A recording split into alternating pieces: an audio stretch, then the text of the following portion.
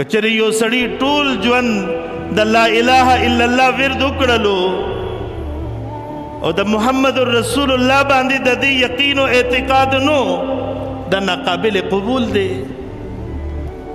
اذان کې چې اشهد ان لا اله الا الله ویل کېږي نو ورسره اشهد ان محمد رسول الله هم راځي. چې کله اقامت کوو نو د الله ذکر سره د الله د رسول تذکره کېږي. کله چې موږ کوو مونږه نو زمونږه موږ په هغه وخت کې مکملیږي چې کله په دې موږ کې مونږه التحیات وایو، تشهد. او تشهد څه ته وایي؟ تشهد دې ته وایي چې السلام علیک ایها النبی ورحمت الله وبرکاتہ.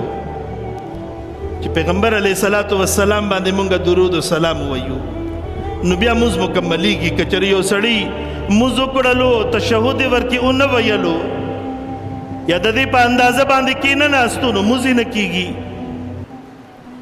دعا مونږ کوو.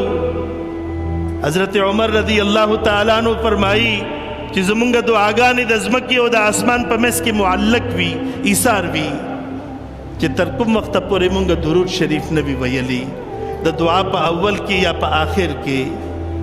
چې درود وایو نو دا دعا بر اسمان ته پورته وخیږي.